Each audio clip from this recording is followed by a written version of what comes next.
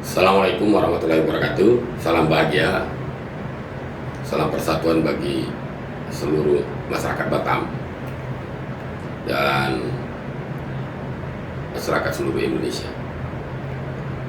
Sengaja saya membuat video ini untuk mengomentari sebuah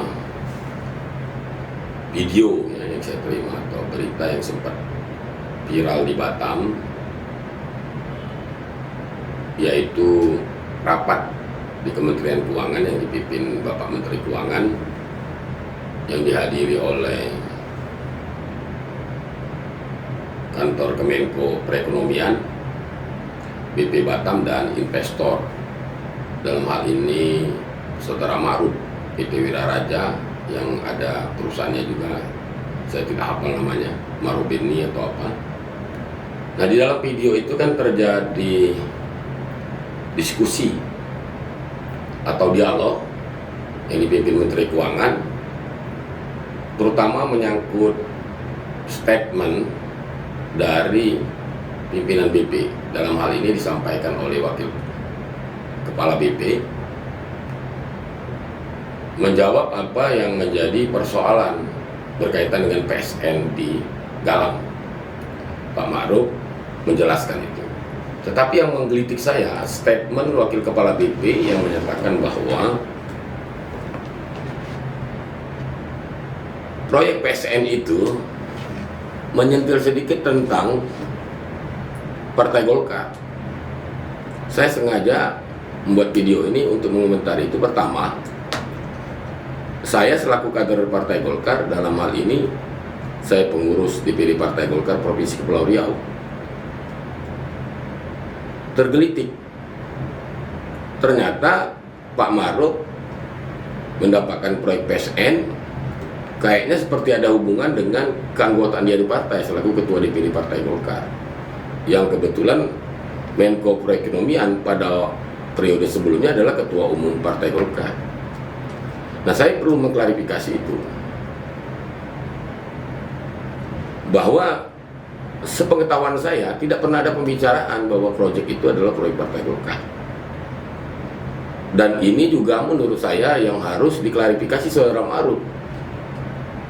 Dan mungkin DPP Partai Golkar perlu membentuk tim atau menyerahkan langsung kepada Mahkamah Partai untuk menyelidiki kasus ini. Karena tidak ada keuntungan atau yang didapat oleh Partai Golkar terhadap proyek PSN itu, dan kita di Partai Golkar tidak pernah membicarakan itu. Dan malahan menurut saya hari ini Saudara Maruf banyak melakukan ingkar janji. Begitu bersemangat dia untuk menjadi ketua Partai Golkar walaupun bukan kader Partai Golkar dan didukung pada periode lalu, pada kepemimpinan ketua umum yang lalu, menjadi ketua Partai Golkar dengan menjanjikan macam-macam, termasuk menjanjikan berdirinya atau membangun kantor DPD Partai Golkar, yang sampai detik ini di akhir masa jabatan tidak ada kantor Golkar itu. Jangan-jangan dengan menjual nama Partai Golkar untuk mengeruk keuntungan secara pribadi. Itu dari sisi Partai Golkarnya. Dan saya kira untuk musda yang akan datang perlu dipertanyakan, diminta pertanggungjawaban yang bersangkutan. Mana janji-janji yang bersangkutan kepada Partai Golkar?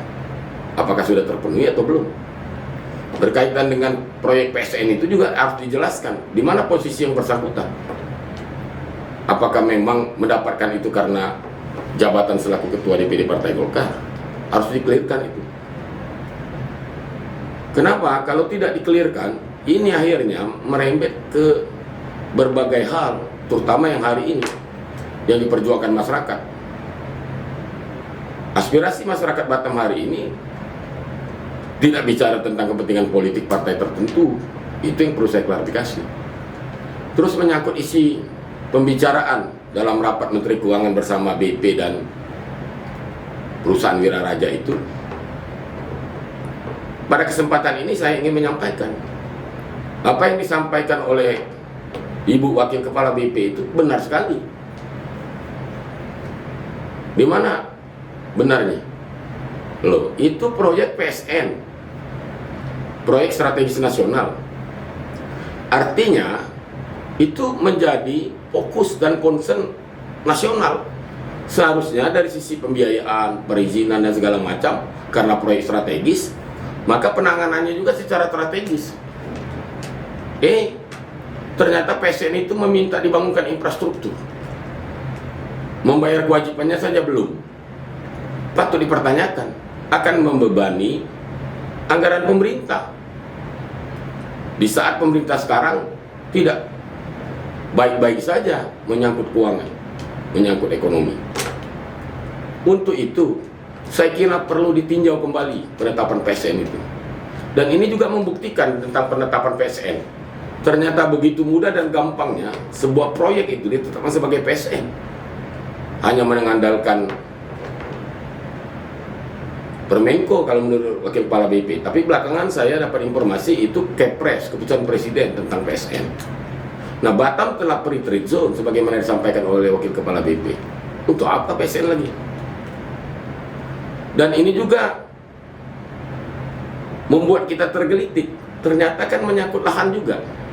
Penguasaan lahan yang begitu besar, 3.700 hektar. Sementara kasus yang lama, masalah Rempang kan belum tuntas. Maka akan timbul pertanyaan, sejauh mana dampak positif dalam rangka meningkatkan kesejahteraan masyarakat, terutama masyarakat tempatan di Pulau Galang itu, dengan PSN ini. Nah, yang lucunya adalah seketika ditanyakan kepada kantor Kemenko, ada kalimat mengatakan bahwa ada perbedaan visi antara kepemimpinan lama dengan kepemimpinan yang baru. Kan aneh. BP Batam itu di bawah koordinasi Kemenko, dan dia adalah BLU dari Kementerian Keuangan. Artinya dia under control dari Kementerian Keuangan. Kok menteri malah seakan-akan memberikan keleluasan dan kebebasan pada BP Batam? Tidak. Itu kan dibahas di Dewan Kawasan.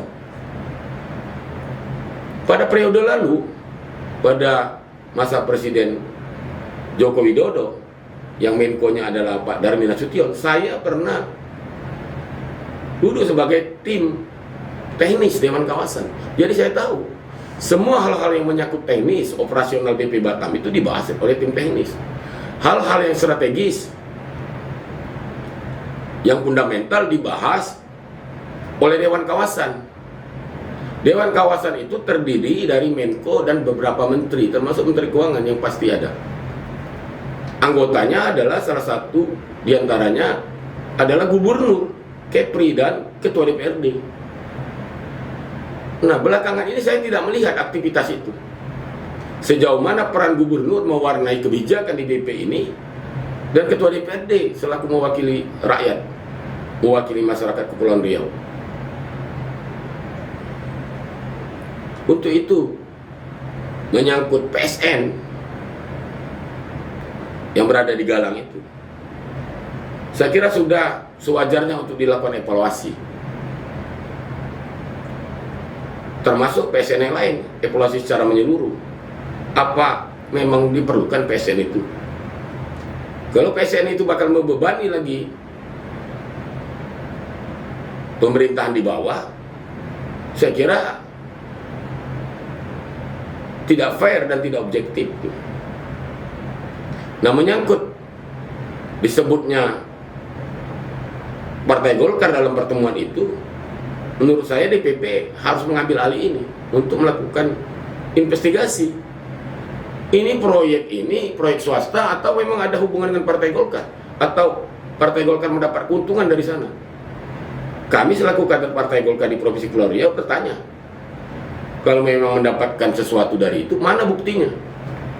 Hari ini juga kita mempertanyakan kepada Saudara Ma'ruf, Ketua DPT Golkar Provinsi Kepulauan Riau, mana janji saudara untuk membangun kantor DPD? Hari ini tidak ada. Jangankan bentuk kantornya, pondasinya aja tidak ada.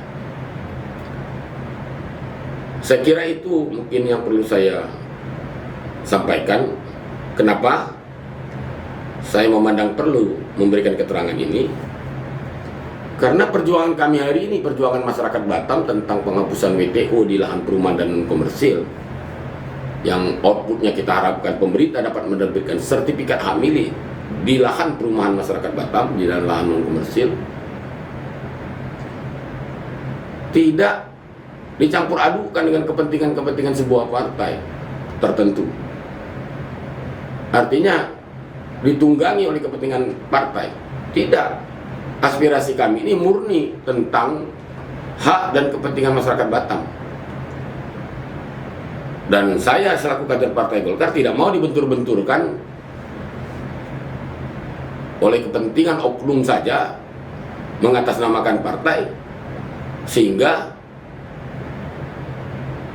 hilangnya soliditas partai di dalam pemerintahan hari ini. Nah, kenapa saya perlu sampaikan juga agar beberapa pihak dapat memilah persoalan yang sebenarnya, apa yang terjadi di Batam ini. Mana yang menjadi kepentingan masyarakat Batam, mana yang menjadi hak rakyat Batam, dengan perilaku oknum-oknum yang tidak bertanggung jawab, yang hanya mengeruk keuntungan untuk kepentingan pribadi dan kelompoknya masing-masing atau kelompoknya sendiri. Saya kira itu yang perlu saya sampaikan. Terima kasih. Assalamualaikum warahmatullahi wabarakatuh.